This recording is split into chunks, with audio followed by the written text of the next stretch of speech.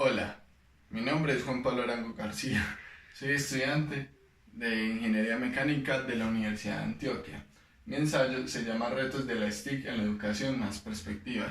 Está inspirado en un texto de Hernán Cassiari llamado El móvil de Hansel y Gretel, en el cual, a través de una vivencia con su hija, cuenta cómo las tecnologías han cambiado la perspectiva de las nuevas generaciones de la vida.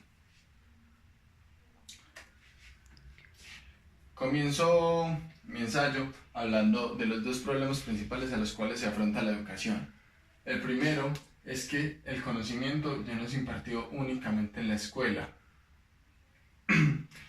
Esto es, que la educación como tal ya no sea únicamente en una institución como son las escuelas, las universidades, etcétera, sino que se pueda dar en cualquier otro lugar, como por ejemplo la cultura, etcétera. Esto nos lo define mucho mejor Daniel Cuadrado en su ponencia Educación y comunicación en la sociedad digital. Él define la educación en tres tipos: la educación formal, que se refiere a la educación impartida por alguna institución, como por ejemplo las escuelas, las instituciones educativas, la universidad; la no formal, que se refiere a la educación impartida por el entorno sociocultural, como por ejemplo las parroquias, los grupos culturales, los grupos sociales, etc.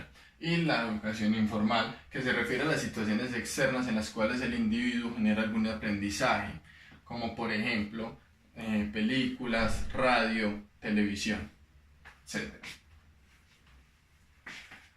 Es necesario definir un importante concepto llamado endoculturación o enculturación. Este concepto se refiere a la interiorización o aprendizaje que obtiene el individuo a través de sus prácticas culturales, que se pueden dar a través de, por ejemplo, tradiciones, folclore, artes, etc.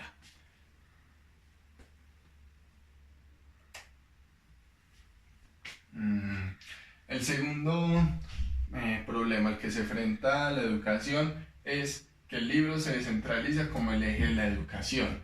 Es decir, el libro deja de ser la fuente principal de educación y nacen otras alternativas que pueden sustituirlo o igualmente equipararlo, como por ejemplo los hipertextos, que Barbero en 1996 define como una escritura no secuencial, sino un montaje de conexiones en una red que, al permitir una multiplicidad infinita de recorridos, transforma la lectura en escritura, o que, según Sarlo en 1997, es un texto, novela, ensayo o poema al cual se puede acceder desde cualquier punto. Es decir, los hipertextos son textos que no tienen un orden secuencial como los libros, el cual se puede acceder desde cualquier punto que se tenga acceso a la red y encontrarlo. Cuando se refiere a que no es secuencial, significa de que no se tiene que leer pedazo a pedazo, sino que se puede leer en cualquier orden. Es decir, por ejemplo, Wikipedia es un gran ejemplo de un hipertexto, ya que en este uno ve un tema, pero en el tema hay varios artículos adjuntos, varios vínculos en el cual te direccionan a otras palabras y te las definen propiamente. Entonces solo es darle clic para poder definirlas y tenerlas en el instante. ¿Cómo integrar las TIC a la metodología de enseñanza?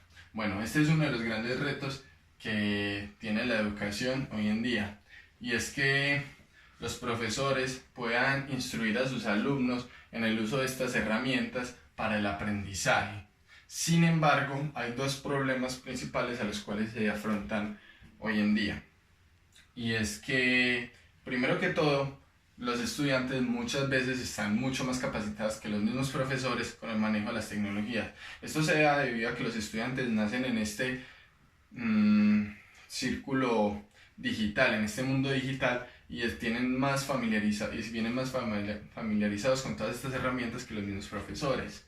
El segundo problema es que en la red se encuentran muchos contenidos que no son netamente aprendizaje, sino a entretenimiento, etcétera, que no aportan nada para la educación.